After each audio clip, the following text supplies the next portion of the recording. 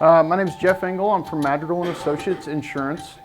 I've been in the insurance business for about 2 years, but prior to that, I spent 10 years in continuous improvement, safety, and quality leadership positions in various manufacturing companies. So I speak to you about this both as an insurance agent, but also as somebody that's led an organization of over 100 people in terms of driving the safety culture and things like that. So first of all, I'd like to thank WorkSafe Physical Therapy for hosting this and setting up this room and doing some of the marketing and everything. It sounds like most of you know Nancy and Melody and what they do, but just big thank you to them. So why are we going to talk about workers' compensation? Any ideas? First off, it's the law, right? That's pretty obvious. But secondly, it's often the largest expense of an employer's insurance portfolio. Maybe not necessarily if you're like an office complex or something like that, but from the standpoint, if you're a distributor, if you're a contractor, most certainly, if you've got a number of employees that are doing things other than sitting at a desk doing some sort of administrative task, it's going to be by far, usually, the largest component and cost of your workers' compensation portfolio. So why is it expensive and why is it the law? Well, frankly, it's because employers used to let people do things like that, right? The workers' compensation has been around for a very long time, and essentially there was no standard for the safe workplace. And because of that, the United States felt it very wisely to say that there needed to be a system in place to go and compensate those employees in the event of an injury, because oftentimes the employers weren't doing enough to protect the individuals. And so now we have the workers' compensation system as we know it today, okay? So we're going to go through some basic facts. And they asked me to speak about facts about workers' compensation. There are hundreds and hundreds of them that we could talk about. I tried to pick out a few that some focus on workers' compensation at the policy level, some focus on workers' compensation at the level of the injury and the act and the claim, and others just focus on safety in general. Okay, so the first one and the most important one is the burden is on the employer to maintain a safe workplace. That's the main reason why the laws were enacted in the very beginning. But what's scary about that is you often get questions about, well, what if somebody was violating a safety procedure? What if there was horseplay involved? Things like that. Well, let's go through an example. So an employee is not wearing required safety protection in a required area where they have to wear it, and they have an eye injury. Okay. In all reality, the employer in that circumstance, it's going to be an injury. It's most likely going to be a claim. But in terms of something like this, they have to prove, if they want to fight this and say, I should not have to pay for this because there was blatant disregard, they didn't wear the face shield after they were told to wear the face shield, you've really got to protect yourself and be able to prove that, yeah, it was rigidly enforced. Those are the actual words in the rule book. You have to prove that it's rigidly enforced for it even to begin to have an effect on whether or not any claim will be paid out or any compensatory or compensation claim to the employee in addition to medical payments, okay? This is very, very specific with machine guarding, PPE. A big one is fall protection, okay? Worked at an employer that had, and this was not in my role as an insurance agent, but this is in my role as a manufacturing supervisor. We had employees that had been trained on fall protection. They'd been fall protection serious, right? And there were certain crews that on a fairly regular basis didn't follow all the rules. Well, unfortunately, they were under the gun to do a certain production move, and one of the employees basically went over the ropes, over the area they were allowed to, didn't have the fall protection on, and fell and died, right? Well, obviously, the workers' compensation claim is gonna pay out and gonna give that family what they're due. But in situations like that, you absolutely have to rigidly enforce the policies and procedures and show that you're rigidly enforcing them. Same with horseplay. People think that horseplay might not be covered. Well, if you allow horseplay in the workplace and somebody gets injured during that horseplay, it's going to be a workers' compensation claim that's going to go against your company. Even if you have a procedure that says no horseplay, that the fact that you've allowed it in the past and then it suddenly elevates into an accident, that's going to be a claim, and it's going to go against your company. So how do you protect yourself? There's many, many ways, and here's a couple hints. But first off, safety manual. That's the basics. Have a safety manual. Make sure it's documented. It does not have to be fancy. I think most every company in here probably has a safety manual. But next, pre-employment capacity tests. Make sure that the person is capable of doing the job that you've hired that person for. Okay? Don't just assume that by looking at this individual, they're fit and capable to do the job that you've hired them to do. Okay? Also, new hire safety and orientation. That's critical. That is absolutely critical. You have to document and say, I have given you this orientation, and you know and understand that. Can anybody tell me when is the most common time for workers' compensation claim in an employee's tenure with the company? Anybody? First 90 days, that's exactly right. The first 90 days, there is a much higher percentage chance that an employee is going to have a workers' compensation claim than any time after that, okay? Also, we really, really, really recommend documented disciplinary procedures for violations of safety. This is not when it results in an injury. If you start when somebody gets injured because they violated a safety procedure, you're starting way too late, right? This is documenting the disciplinary action when you see the employee walking by that's not wearing the safety glasses or the face shield or whatever it is, or doing a move, there's no accident, there's no near miss, but he didn't have his fall protection on properly, right? Document, document, document, and make sure you've got that in place. I will tell you there's large employers around town that are very, very good at that, and they're very rigid about it, and they're getting better because unfortunately accidents are forcing them to not take it for granted and to always document. If you ever see contractors, there's a lot of contractors that are very proud of their safety records and things like that. It might show that they have they've had 0 accidents in a year or whatever the time may be. I can almost guarantee those places have documented procedures, and they document with disciplinary action violations, okay? Post-accident drug testing. This is absolutely something that we always recommend. There are stipulations in the law that if somebody's under the influence of drugs or alcohol when an accident occurred, that's going to lessen the burden on the employer. I'm not going to say it's going to completely get rid of it, but it can lessen the burden and have an impact on that claim. But if you don't have a blanket policy for post-accident drug testing and some relationship with, say, a medical center where they know if an employee comes in from company XYZ, then they automatically get tested in this procedure with this protocol within this amount of, a certain period of time, okay? Very critical. And lastly, I've already said it, document, document, document. The safety meeting, if you have safety meetings, just even get them to sign on the agenda. Something very basic will help. Okay, class codes. Who knows what a work comp class code is? How often do you have a safety meeting? Once a week, once a month, once a quarter? That totally depends on the industry. If you're in the construction industry and you've got lots of employees at the job site, we recommend having a 5-minute talk every morning, absolutely, about safety. What went wrong yesterday and what we're going to do different today. But from a standpoint of if you're a contractor, we recommend having something with your foreman every week, okay?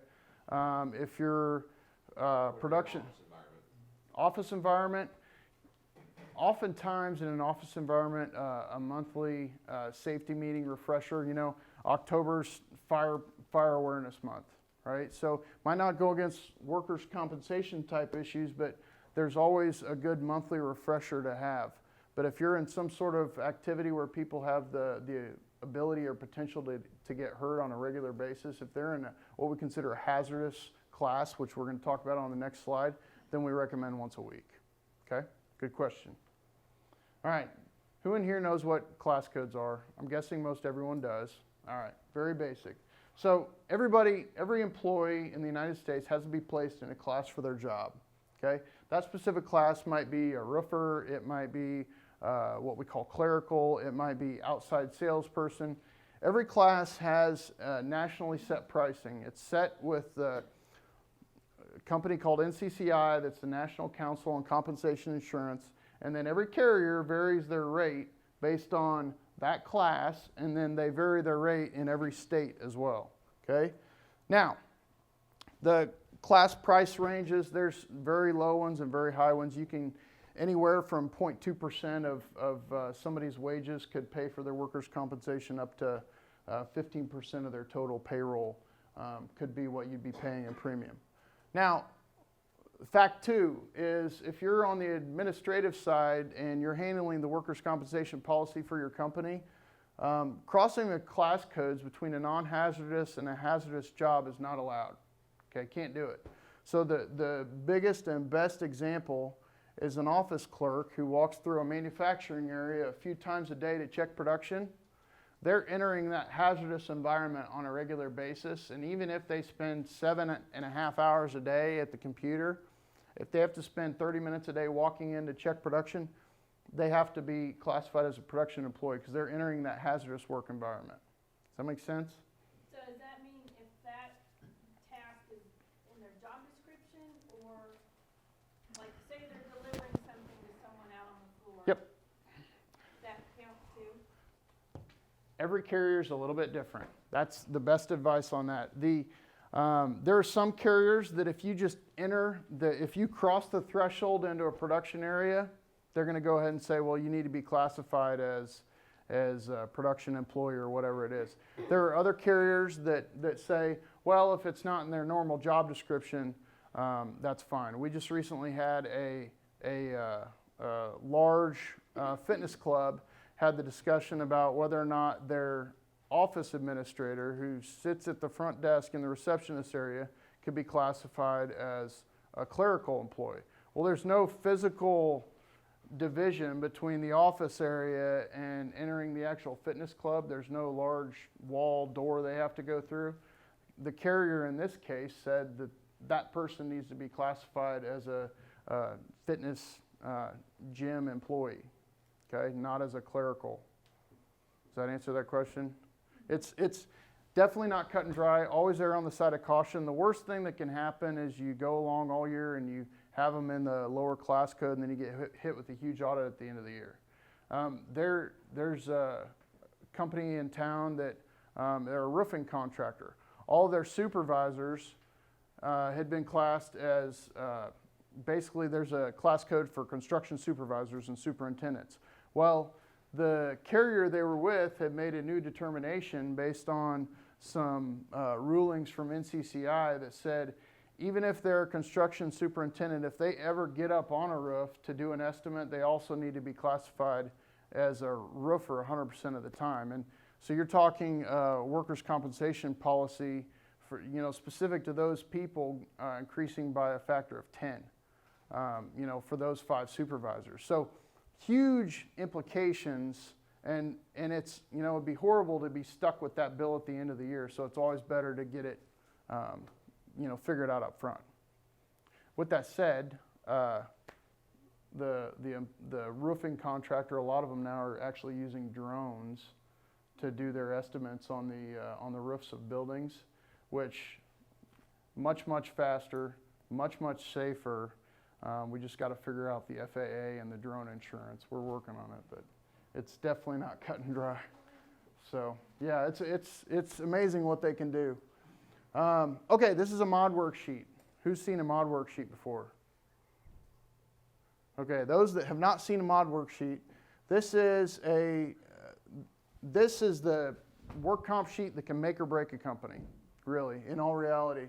And who knows what the most important number is on this screen? I know Chad does. All right, so this 0.92 right here in this bottom corner, what that is, because the next several slides are going to talk about workers' compensation mod factors. An experience modification rating, which is this exact number here, this 0.92, it's a gauge of the past cost of injuries and your future chances of having more risks or injuries. But more importantly, that gauge then is just a multiplication factor of every cost you have in terms of workers' compensation insurance. Now, there's a lot of changes that we're going to go through in the next couple slides that dictate the fact that these mods can drop much lower than they have in the past, and they can go much higher than they have in the past. Okay? So, any questions on this? Basically, if somebody's got a $100,000 workers' compensation premium, and you rate that up, and that's their basic premium with the carrier, you're going to multiply it times 0.92, and they're going to get an 8% discount because they are better than average by approximately 8%, if you will. Okay? Questions? All right. So this next sheet is that you will pay for every claim for 3 years. But it's going to be on your record for longer than that, and we're going to explain it. So let's say we have an accident tomorrow somewhere, okay? We have an accident tomorrow, and you have an insurance policy, I'm sorry, that's a little hard to read, that is a December 1st renewal date. So if you have this accident tomorrow, is it going to affect your policy next year? Anybody? No? I got a no and I got a yes? All right, so kind of. Basically, what's going to happen is that modification factor we looked at, it's not going to affect it this year, this first year. But your carrier is going to see it, and if you're getting a good discount for safety and you had some horrible accident, they could potentially pull away your credits. So you might see a little bit of an increase here, depending on that accident, how bad it was, when it was. But then this accident is going to be included in your mod calculation starting on December 1st of next year, so over a year from now, and you're still going to be paying for that until December 1st of 2019. So if you have an accident today, over 4 years from now, you would still be paying for that accident in this scenario. And it varies a little bit with when your policy renews, but essentially you're looking at 4 years before you can completely forget about that accident. One accident, you might say it's a really big deal, you might say it's not that big of a deal. It all depends. Any questions on how this works? No? Yes? Okay. Frequency of claims. The frequency at which you have claims is a much larger impact on your workers' compensation mod than severity by a large margin. Okay, so if you have two employers and they both have $50,000 in losses, okay, if they both have $50,000 in losses and one of them is just one accident with a $50,000 loss, and the other one has 10 losses totaling $50,000, even though these are smaller accident, employer B is going to have a substantially higher mod. Okay? Now, why is that?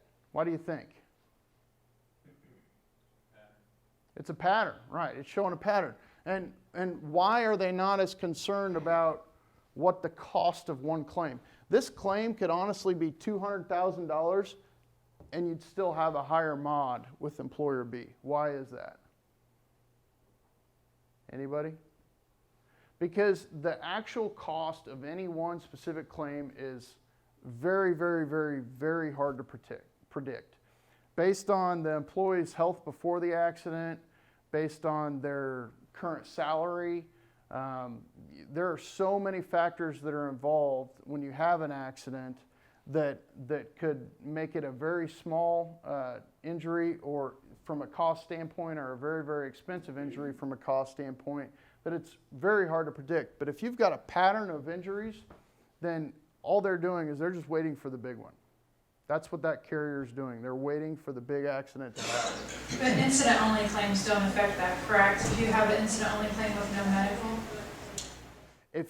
So if you have very good question. Okay, so what she's saying is, for instance, I'll give an example. We have a municipality, okay, a small city here in the region.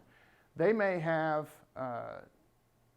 claims, and they record them for documentation purposes, but they're basically, if no treatment's required, there's no fee against the carrier. If there is treatment required, they're paying that so they can keep their mod rating low. Kansas is a net reporting state. Okay, there's two different classifications. So the state of Kansas is a net reporting state. What that means is if you're paying for any sort of claim activity that happens, say you've got a $2,000 deductible, and to your point, they go and they pay for anything under $2,000, the way it's going to get calculated is it's not going to hit your mod, okay? So if you have a bunch of small injuries, small finger lacerations that require stitches or something like that, for one, you need to look at your policies and procedures. But to your point, if you maintain that deductible and don't let that cost get outside of that deductible or what your costs are, then it can actually not go against your mod. However, always, always, always report the injuries. And why is that? And this isn't in the slide, but I'll ask the question. Because if it turns into a medical claim at some point, the state says you don't have to report it, Right. but if it turns into a medical claim later, then they'll fine you. Yep. if you don't. Yep. Well, you can get fined, but also you can get shown for no coverage. Huge one is back injuries. It's a huge one because people say, oh, I hurt my back on the job, whatever the case is. And so the employer might say, well, you're back at work, let's not worry about it. Well, back injuries can go on for a long, long, long, long time, and they can progressively get worse. And if a year later they say, well, when did it start? Well, I think it was in January of last year, and I told my supervisor, but it didn't get reported. You could actually be on the hook for claim denial in terms of the extra expenses. The medical will most likely be covered, but the employer could then be on the hook and be fined. Okay, so very, very, very important that you always file the claim, and you can put it for incident reporting only and say, this is a way to manage our overall costs. All right, however, so we've got all this where the frequency of claims is not going to hurt your mod or will hurt your mod much more than severity. There's a lot of changes that have been going through in NCCI. So large claims back in all the way up to 2010, 2011, if you had a large claim, anything over, we consider anything over $10,000, $15,000 to be a large claim, it didn't affect your mod very much. But the way the NCCI has changed the mod calculation, it hurts your mod 3 times as much as it did before.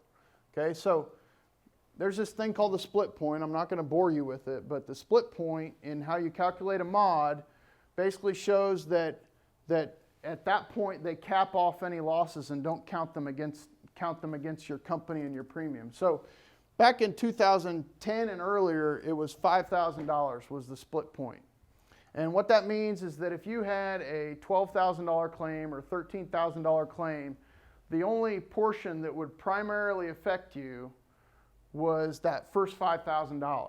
Well, NCCI saw the need to start penalizing employers more for larger claims. So they enacted a ruling and they changed it over a period of 4 years and then set a ruling on where it's going ahead. So in 2012, it was $5,000. It doubled going over to 2013. 2014, it went to $13,500, and then 2015, it went up to $15,000. And then they said every year after that, they're just going to track it with inflation, which is probably the right way to do it. But they did a major course correction. So what that's done is a $25,000 claim that you may have had 5 years ago would have impacted your mod with $5,000, and now you're getting charged $15,000. For a small employer, that's a huge deal. This single change has caused the experienced mods to swing greatly in the industry.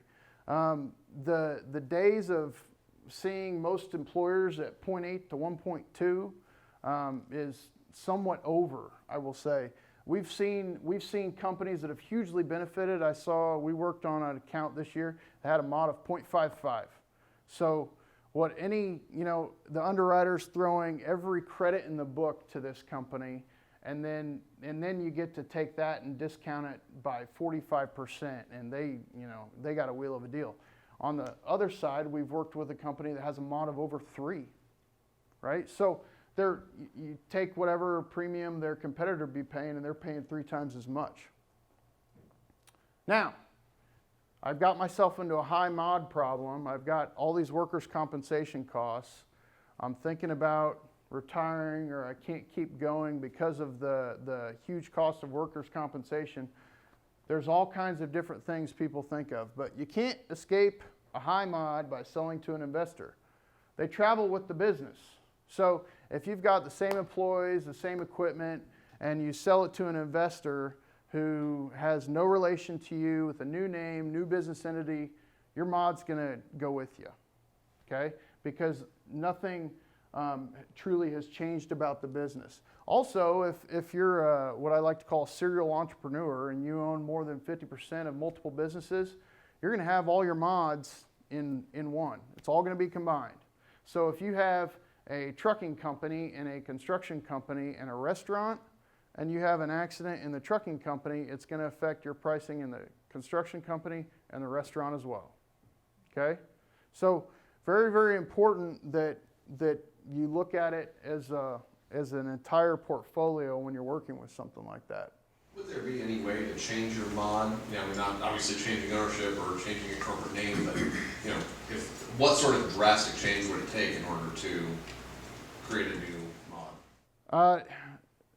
Basically, what happens in this case, so we've had this discussion with a contractor here in town that was interested in finding out, can I sell to a different investor? What would it take? And essentially what's going to happen is, say you create a new LLC, and some third-party investor that has no affiliation buys it. They may not have that mod, but when NCCIs they're going to go and they're going to say, okay, where'd this company go? And they're going to look up the filings, and they're going to find that it went to another place. They're going to come catch it a couple years later. The best scenario there is to petition and say, okay, here's where we were. We now have new equipment. We now have different foremen. We've merged with a larger corporation. You can also go back and actually file for a reevaluation of your mod.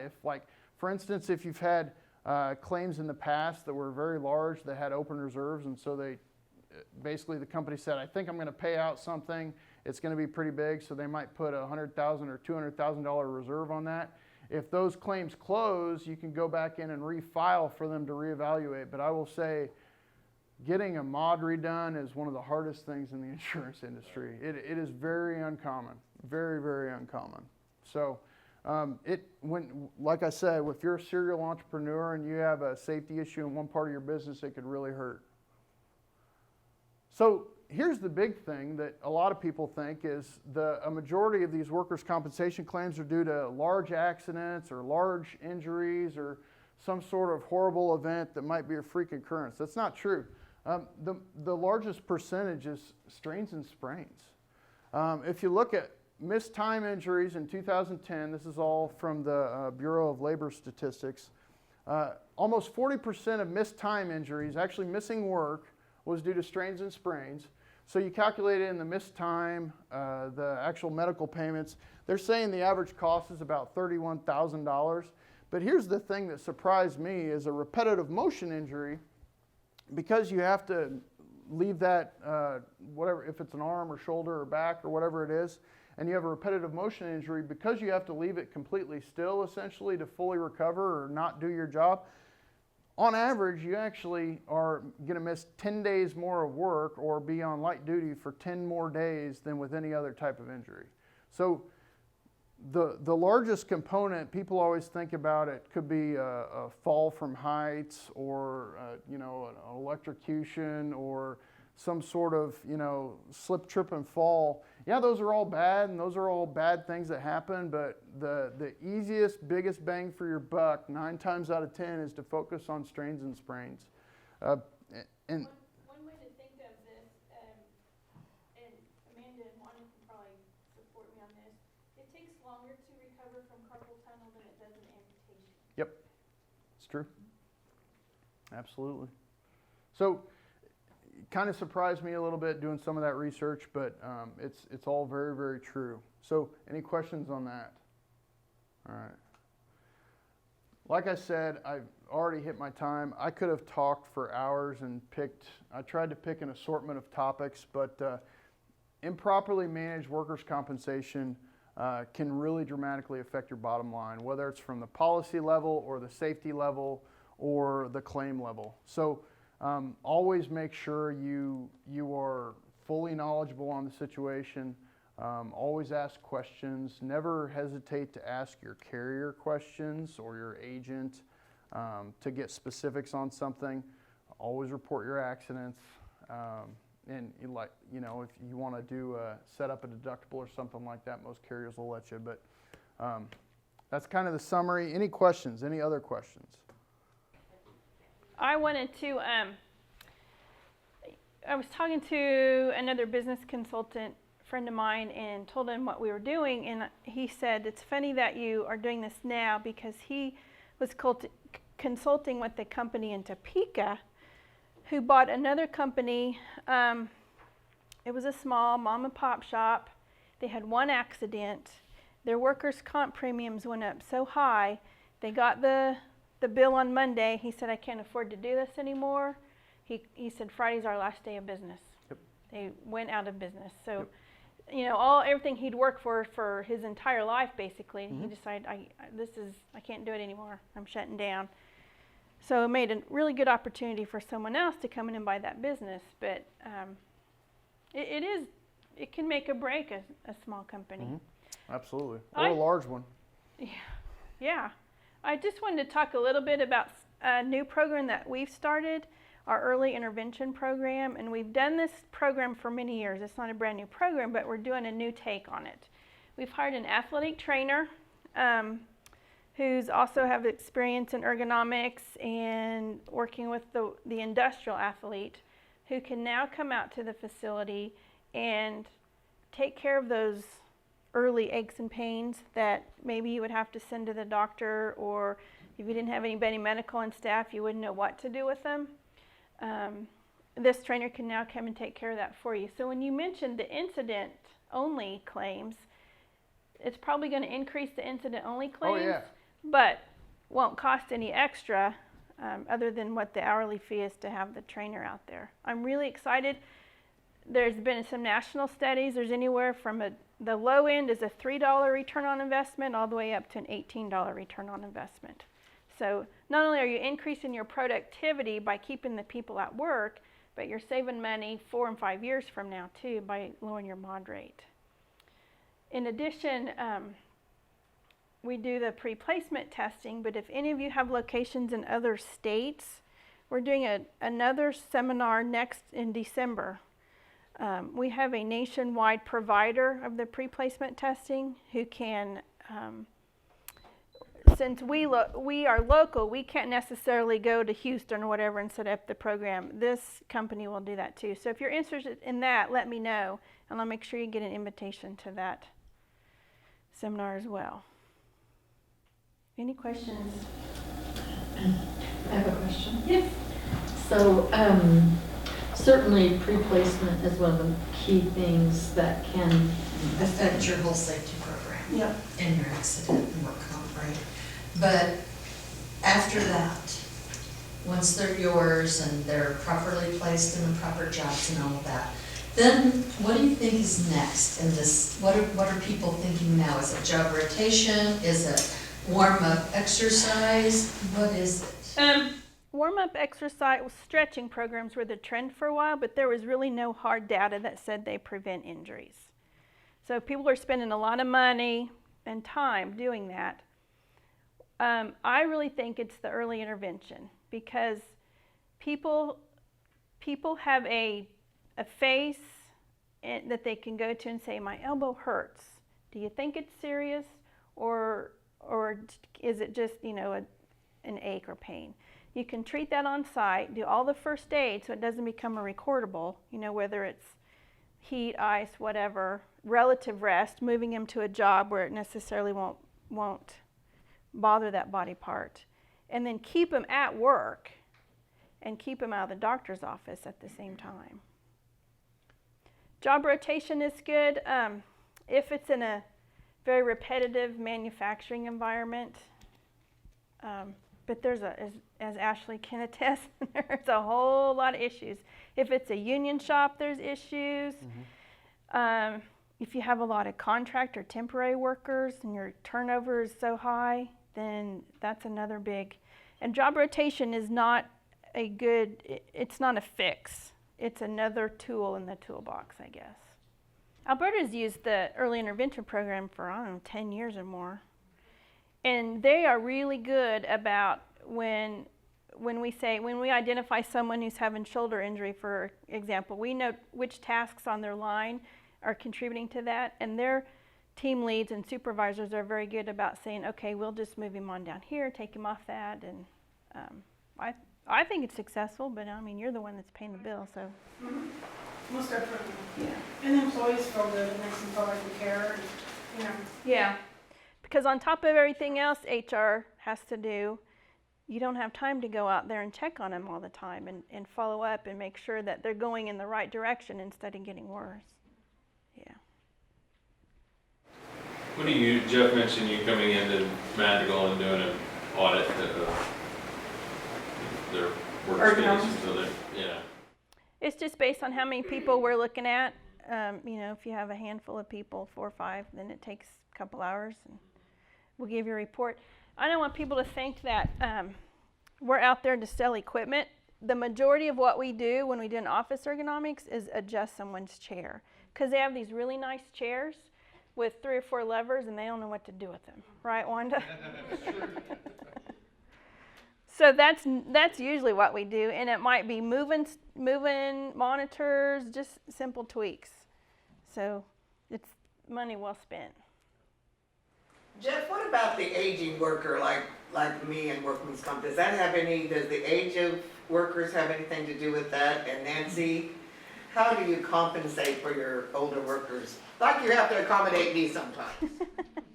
From a insurance standpoint and a cost standpoint, it does not. There's no point in the underwriting process when they look at the age of the workforce or specific workers.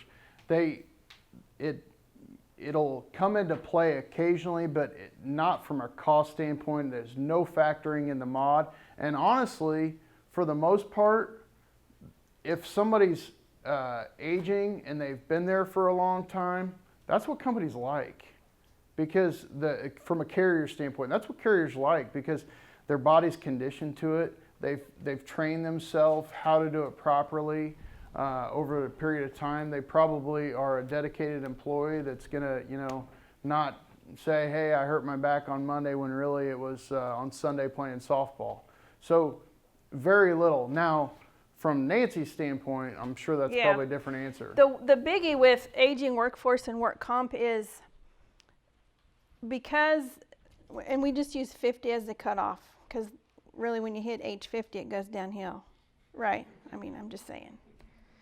The older you get, the more other health conditions that are involved. It just makes that one work injury harder than heck to clear up, and because you have high blood pressure, diabetes, all different kinds of things that go into that. So it makes a work comp claim a nightmare.